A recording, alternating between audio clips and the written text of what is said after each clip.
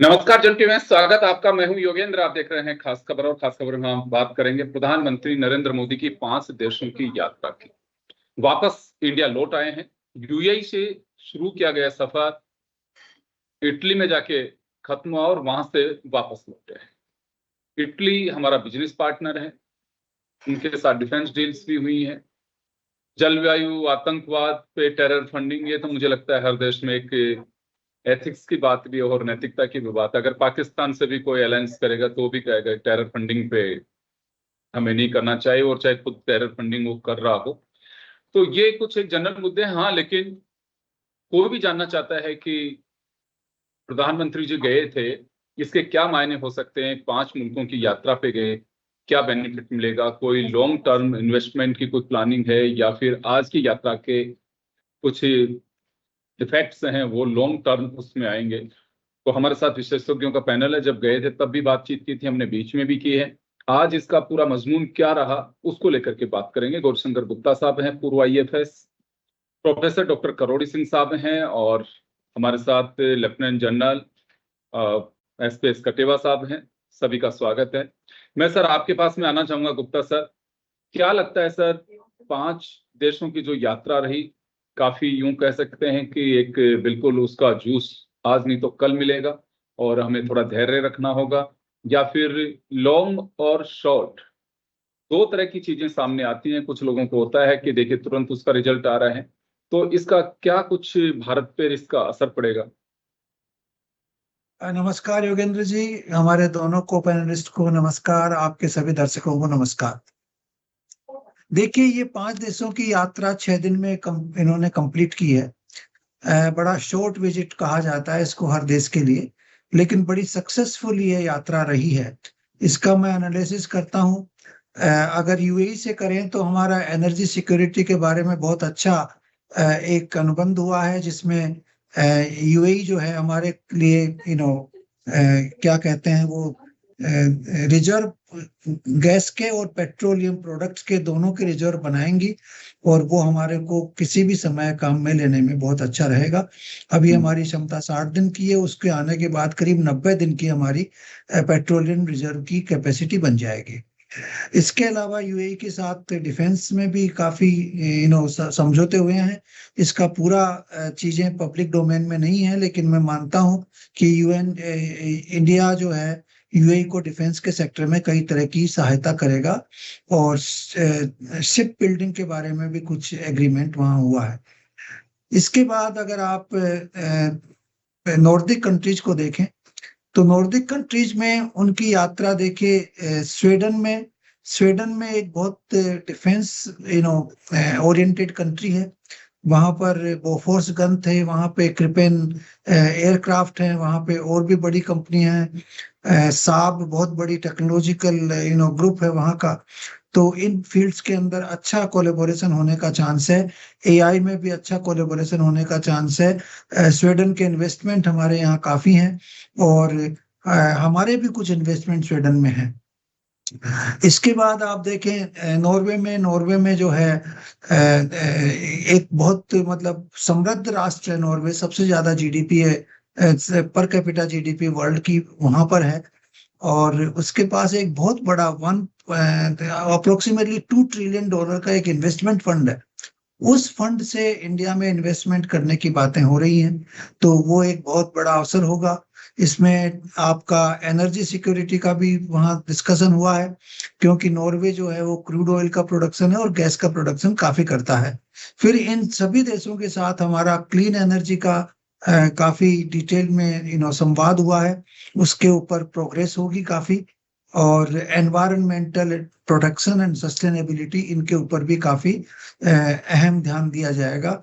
आप जानते हैं कि जो सबसे पुरानी जो अर्थ समिट के पहले जो रिपोर्ट हुई थी, वो नॉर्वे के पूर्व प्रधानमंत्री उन्होंने उस पैनल को प्रिजाइड ओवर किया था, और हार्लेम ब्रुंटलैंड, और उनकी रिपोर्ट के बाद ही ये सारा का सारा जो एनवायरमेंटल प्रोटेक्शन वर्क है वो चालू हुआ है। तो नॉर्वे का अपना एक डिप्लोमेटिक बहुत बड़ा वो है, आयाम है।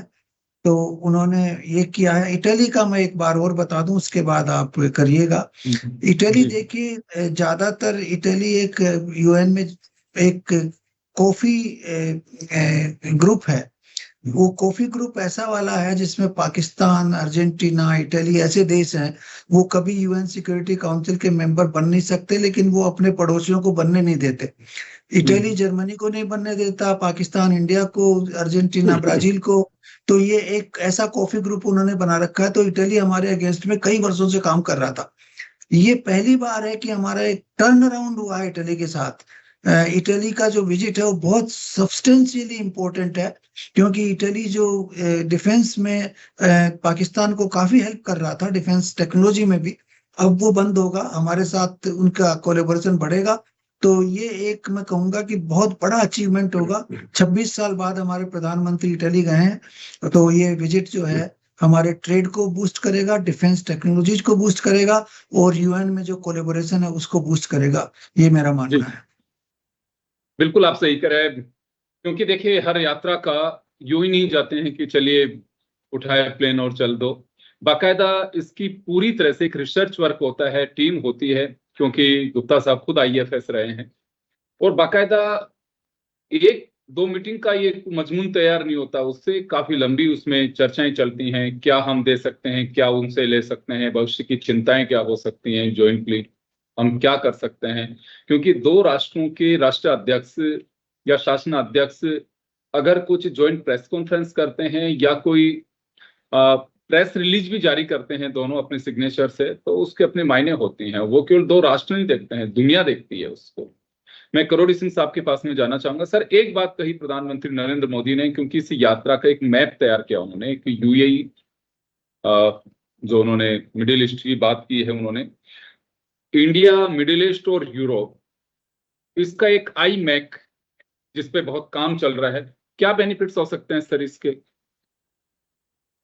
देखिए, आईमेक में यूएई है वो बहुत बड़ा एक कंट्रीब्यूटर है। इसके अलावा I2U2 एक ग्रुप है, उसमें इंडिया, इजराइल I2 और यूएई यूनाइटेड स्टेट्स U2 है।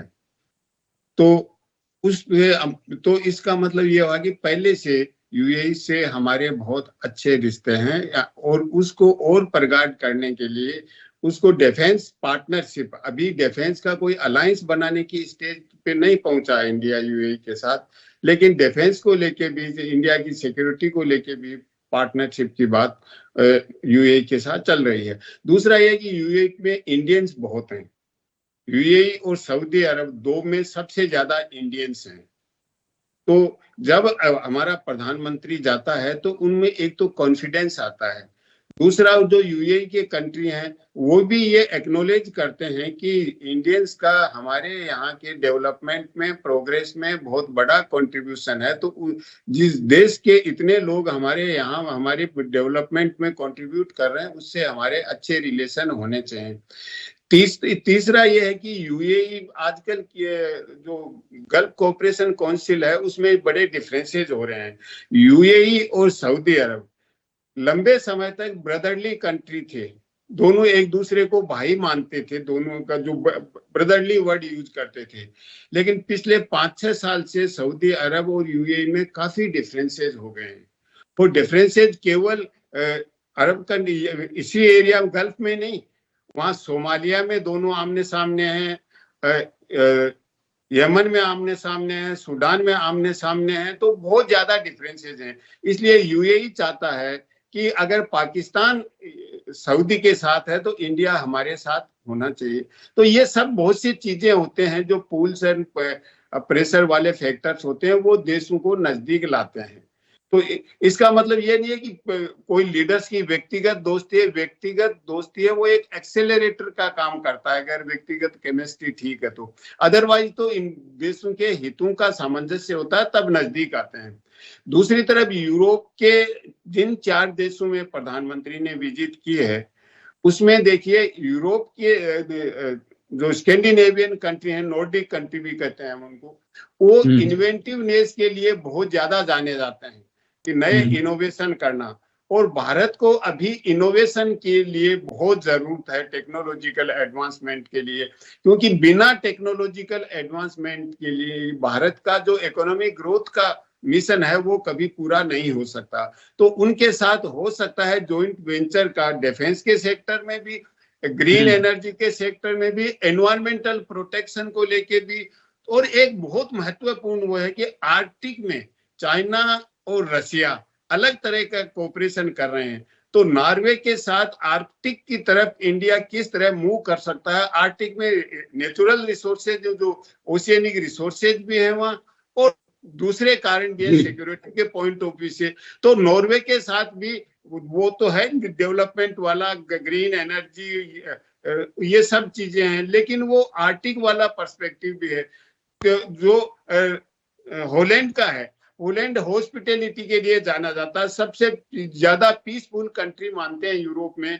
तो हॉलैंड ने भी जो हॉलैंड लगभग आधा है वो समुद्र से जमीन रिक्लेम करके हॉलैंड बना हुआ है, आधी जमीन लगभग समुद्र से ली हुई है उनकी, और वहां पे इतना पीसफुल है सोशल लाइफ। तो उससे भारत को किस तरीके से भारत क्या सीख सकता है। तो अगर इनमें कोई ऐसा एग्रीमेंट होता है जिसमें पीपल टू पीपल एक्सचेंज और ज्यादा बढ़ता है, तो निश्चित रूप से उन देशों को भी मदद होगी और भारत के लिए भी बहुत अच्छा होगा। वहां उनके एक्सपीरियंस से हम सीख के अपने यहाँ कुछ नए इनोवेटिव प्रोजेक्ट शुरू कर सकते हैं। जी योगेंद्र जी, बिल्कुल आप सही कह रहे हैं। और देखिए, मैंने पहले भी कहा कि हर देश के साथ में, छोटा हो चाहे बड़ा हो देश, नॉर्वे कहा जाता है कि छोटा मुल्क है यूरोप का, लेकिन अभी जैसे बताया सर ने भी कि वहाँ अगर उनकी जीडीपी अगर देखें तो पर कैपिटल काफी आगे, कई विकसित राष्ट्र हैं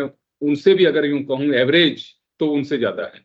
लेकिन हर देश का अपना एक एजेंडा होता है उसे आगे बढ़ाना चाहिए और हमें एक लॉन्ग टर्म सोच रखनी चाहिए। अगर डिफेंस की बात करूं तो इनमें से दो बहुत महत्वपूर्ण रहे, यूएई और इटली। इटली के साथ में हमने जॉइंट वेंचर की भी बात की है, उसके क्या इम्पैक्ट्स आ सकते हैं, क्या टेक्नोलॉजी हम दे सकते हैं, उनके साथ में ले सकते हैं, क्योंकि अब तो ओपन मार्केट है, क्या किसी के हित टकरा सकते हैं। यूएई के साथ में हमारा अगर यूं कहें तो फ्यूल जो है, एक दिन पहले भी कटेवा सर ने बताया था कि उसका एक बेनिफिट ये मिल सकता है, कभी भी किसी भी तरह की सिचुएशन हो, आज हमारे पास में 60 दिन का फ्यूल रहता है रिजर्व, वो 90 डेज तक होगा तो एक बड़ा बेनिफिट मिलेगा, क्योंकि 30 दिन को छोटी बात नहीं होती है।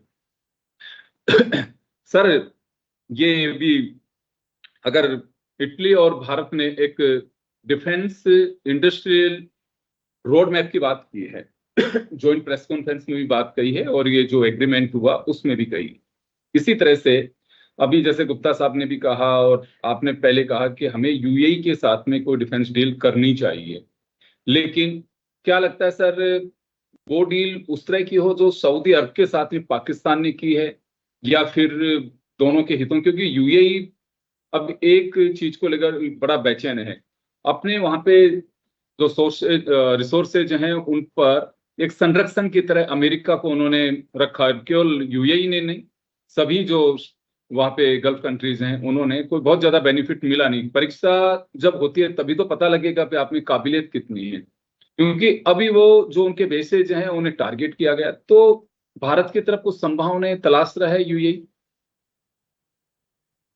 योगेंद्र जी, बिल्कुल। आप यूएई अभी भी ऐसा एक इम्पोर्टेंट देश है हमारे लिए, खास तौर से क्योंकि जैसे कि गुप्ता साहब ने बताया, हमारे बहुत सारे आदमी वहां काम कर रहे हैं, और आदमी नहीं, हमारी बहुत सारी कंपनीज हैं जो वहां काम कर रही हैं, बहुत सारे बिजनेस हाउसेज हैं, बड़े बिजनेस हाउसेज तो होंगे कम, पर छोटे छोटे बिजनेस हाउसेज बहुत सारे हैं जो वहां काम कर रहे हैं। आप देखेंगे कि दुबई और अबू धाबी में बहुत सारे हमारी कंपनी है।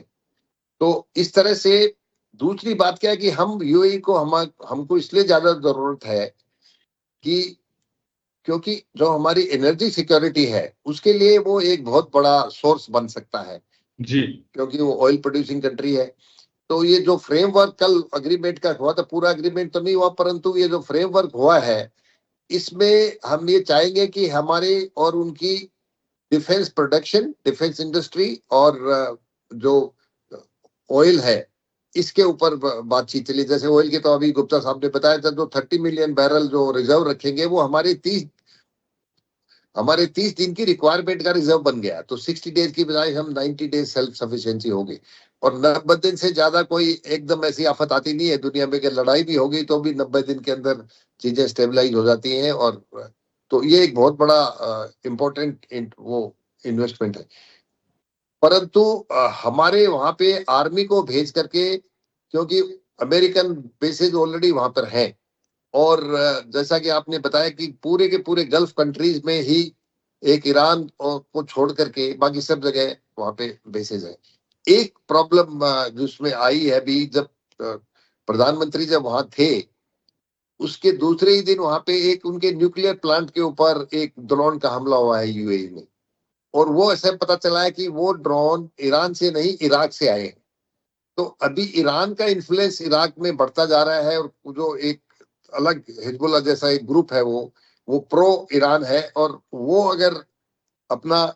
अगर आगे से लड़ाई हुई तो मुझे लगता है कि वो इराक से वो लोग भी यूएस फोर्सेस के ऊपर और इजराइल के ऊपर एक नॉन स्टेट एक्टर की तहत एक अलग और ग्रुप शुरू हो जाएगा, इंसर्जेंट ग्रुप, जो अभी अमेरिका और इजराइल ने उसे रोकने की कोशिश करनी चाहिए। और दूसरी बात है कि आपने देखा होगा कि ईरान कभी भी अभी इराक की उसके बारे में कोई उसकी बुराई नहीं कर रहा है, बाकी गल्फ कंट्रीज के बारे में कर रहा था, पर इराक के बारे में उसने कम से कम एडवर्स कमेंट्स दिए हैं।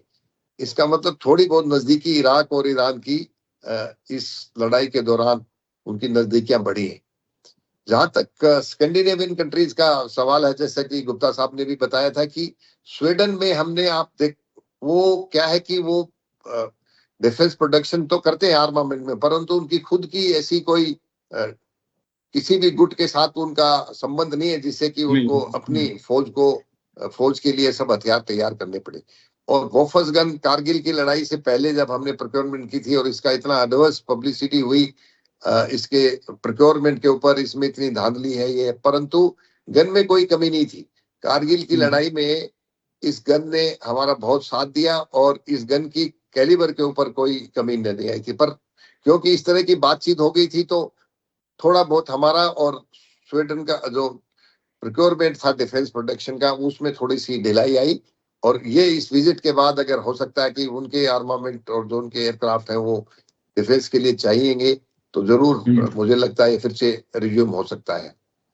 जहां तक नीदरलैंड इटली का सवाल है, देखिए इटली एक इम्पोर्टेंट देश है, यूरोप का 3rd या 4th लार्जेस्ट इकोनॉमी है इंग्लैंड, फ्रांस और जर्मनी के बाद, तो इसे हम ऐसे राइट ऑफ नहीं कर सकते। इटली भी एक यूरोपियन इम्पोर्टेंट कंट्री है और इसका प्रो पाकिस्तान होना ये हमारे लिए हमारे हित में नहीं है। तो ये प्रधानमंत्री की जो ये विजिट है और उनकी पर्सनल इक्वेशन उनके प्राइम मिनिस्टर के साथ, मुझे लगता है कि इसमें थोड़ा बहुत बदलाव जरूर आएगा। और आने वाले समय में आप देखेंगे कि अगर हमारी जॉइंट एक्सरसाइजेज चलेंगी इटली के साथ तो एक अच्छा संकेत जाएगा, क्योंकि ये सब देश है आजकल।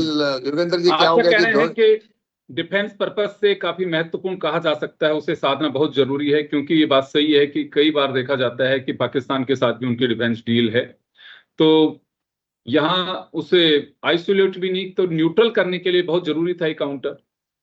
हाँ, बहुत बिल्कुल ठीक बोला आपने, न्यूट्रल करने के लिए था। और जब तक थोड़ी बहुत न्यूट्रलिटी आएगी तभी आपकी तरफ झुकाव बढ़ेगा जी। और आज के दिन दूसरा क्या था कि एक इस लड़ाई के दौरान एक चीज हमने सीखी है कि जो चाइना, यूएस, रशिया, इन 3 कंट्रीज को छोड़ करके जो बाकी कंट्रीज हैं उससे अगर आपकी ज्यादा से ज्यादा बातचीत हो सके, फ्री ट्रेड हो सके, तो आपका जो प्रोडक्शन है, आपकी जो मैन्युफैक्चरिंग है, उसकी डिमांड बाहर बढ़ जाएगी।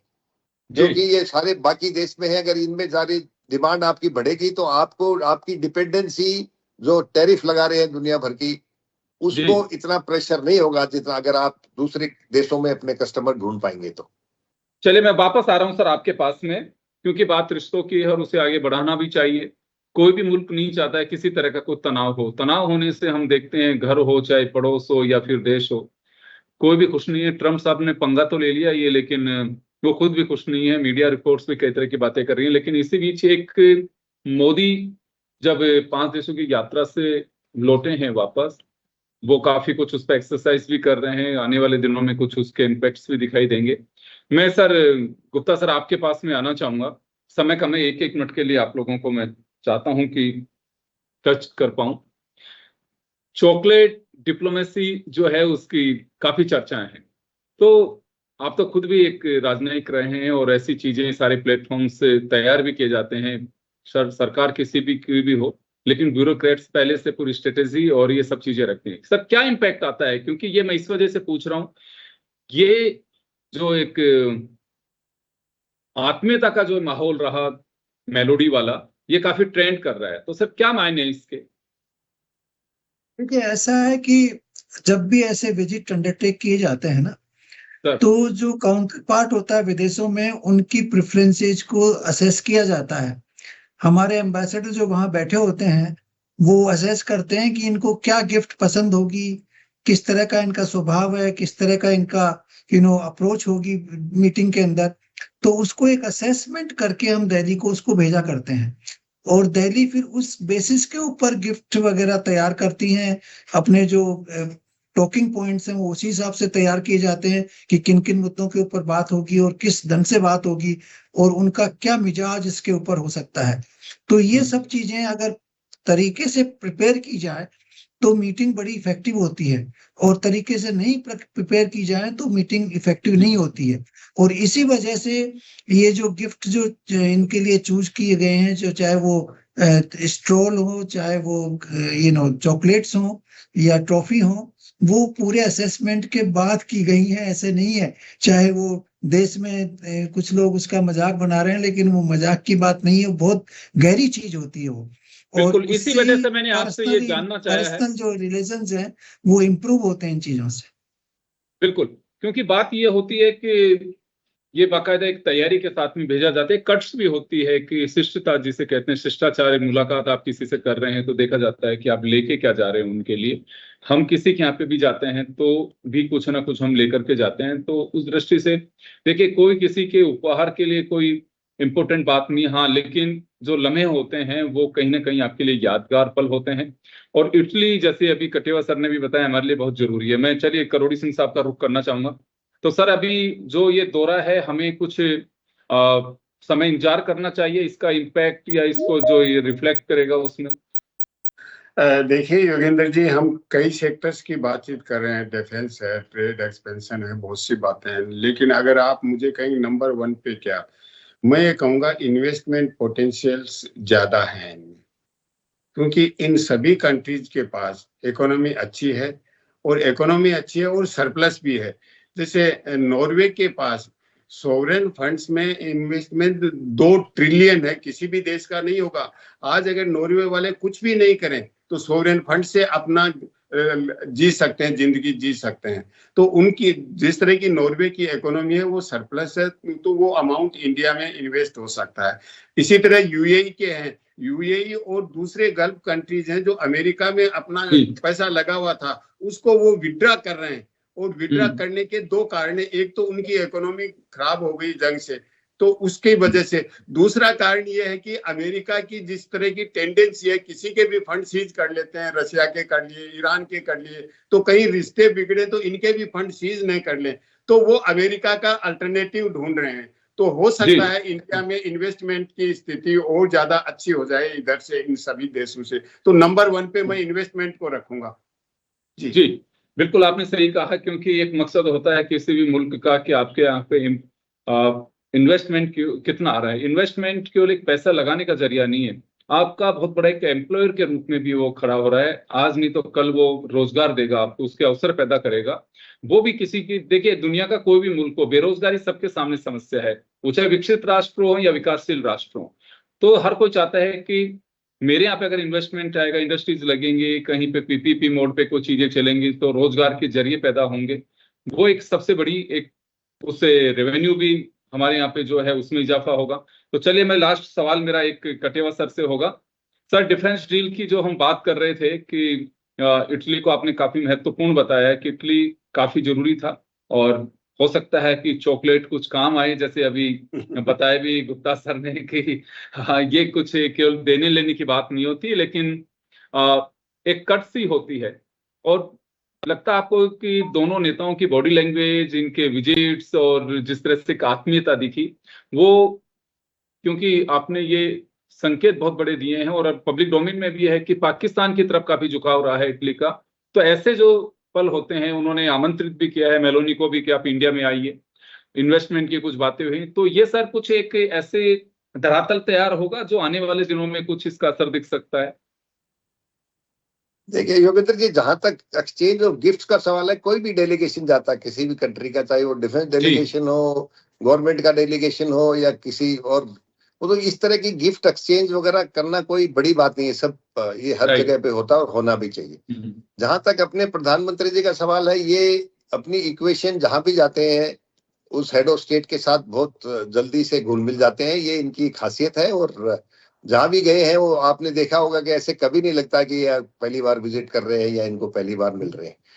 तो ये सब चीजें, ये एक तरह के प्रोटोकॉल्स हैं। और ये जो गिफ्ट के कारण कोई इस तरह की डील हो जाएगी, ये बात नहीं है, क्योंकि कोई वो ये कोई आर्ट का शो तो था नहीं, ये तो प्रधानमंत्री की विजिट थी। तो अच्छी बात है कि उन दोनों की पर्सनल इक्वेशन अच्छी है। और जैसे कि गुप्ता साहब ने बताया, पर्सनल इक्वेशन अच्छी होने से स्टार्ट पॉइंट अच्छा हो जाता है। परंतु जो लॉन्ग टर्म में दोनों कंट्री के जो अपने इंटरेस्ट हैं परमानेंट, वो ही काम आएंगे। और मुझे पूरा विश्वास है कि इस विजिट से, इन 5 देशों की विजिट से, खास करके यूएई और इटली में हमको जरूरत थी उनको अपनी तरफ मोड़ने की, और कुछ हद तक जरूर हमारे प्रधानमंत्री जी सफल हुए। तो बिल्कुल सर सही कह रहे हैं, क्योंकि सवाल इस वजह से था क्योंकि हमारे साथ जो हमारे विशेषज्ञ जुड़े हुए हैं वो किसी से न्यूट्रल हैं ये लोग, और इनसे जानना चाह रहे थे क्योंकि भारत की सियासत में जिस तरह की चीजें चल रही हैं, या कई जगह पे ये मेलोडी काफी प्रभावी दिख रही है, कुछ लोग चर्चा कर रहे हैं। अब तो बात यह है कि अब झालमुड़ी की जगह बीजेपी के कार्यकर्ता भी मेलोडी भी बांटते नजर आए, जयपुर की अगर हम बात करें तो हाँ, तो ये आने वाले दिनों में एक नई, एक ये कहूं कि मेन्यू में एक नई चीज जुटेगी जो टोपियों की तरह उस दिखाई दे कंपनी सकती के है। शेयर हालांकि मार्केट में प्राइसेस ऊपर चली गई हैं हाँ, काफी। लेकिन वो बड़ी चूक हो गई सर, वो बड़ा गफलत की वो थी। पार्ले मेलोडी ने का गजब था। कोशिश की है। तो खैर वो चलिए, किसी को- मेलोडी के हाथ में जो मेलोडी दी है वो एक बात अलग है, वो एक कटसी थी। हाँ, लेकिन ये वो- बात कही जा सकती है कि जहां से टूर शुरू किया प्रधानमंत्री ने यूएई से, और समापन जो इटली पे किया, काफी इफेक्टिव है।